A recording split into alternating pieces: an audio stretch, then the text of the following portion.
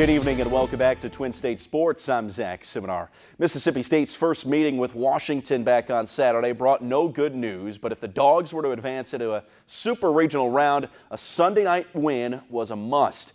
Taking on the third-ranked Huskies, no easy match, down 4-0 already in the fifth when Emma Helm blows this thing wide open, a 3-run pop, and the Dogs faced a 7-run deficit. That pretty much was insurmountable on this day, especially the way Gabby Plain was pitching, working on a no-hitter, and she'll get Faye Leilua to fly out to center to end the Dog season, completing the no-hitter with an 8-0 victory for the Huskies. Meanwhile, Ole Miss looking to punch their ticket to the Super Regional round, taking on Louisiana yesterday. Top fifth, Ole Miss ahead 3-0. Cajuns flipped the script, leveled the game at 3 with a blast from Raina O'Neal, and we had ourselves a new ball game. It was tied at 4 in the 7th. Bases were loaded. Kaylee Horton going to put one in play. No way to turn 2 or get the out at home, so it goes down as a walk-off, and Ole Miss is off to Arizona.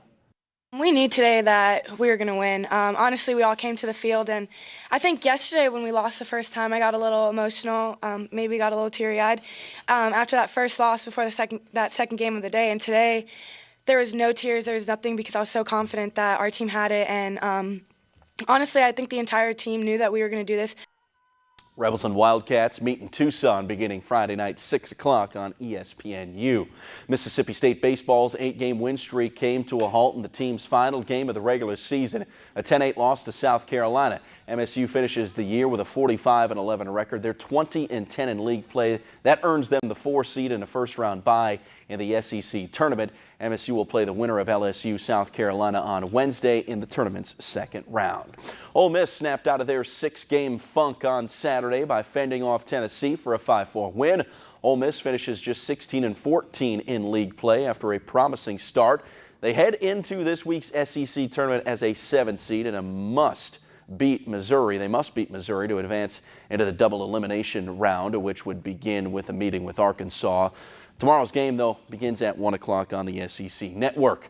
Former Ole Miss quarterback Chad Kelly has signed with the Indianapolis Colts. The troubled QB participated in Indianapolis's rookie minicamp, where he impressed enough to get a contract. Kelly saw action in 1 game during his time with the Broncos in 2018 after being released by the team after a trespassing charge. In 2 seasons at Ole Miss, he started 22 games, threw for more than 6,800 yards, 50 touchdowns, 21 picks, finishing 3rd in school history in both career passing yards and passing touchdowns. After taking 2 of 3 games over the weekend from the Brewers, the Braves have acquired righty reliever Anthony Swarzak from Seattle in exchange for Jesse Biddle and Arodys Vizcaino. Swarzak has struggled the last 2 years, pitching to an ERA well over 5.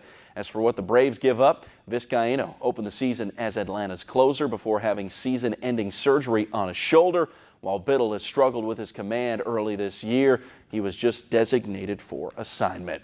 Brooks Koepka wasn't dominant on the final day of the PGA Championships on Sunday, but he didn't necessarily need to be after his blistering start at Bethpage. Koepka would claim his 2nd straight PGA Championship win Sunday, surviving a bit of a scare from a hard-charging Dustin Johnson, who finished 2 strokes behind in 2nd.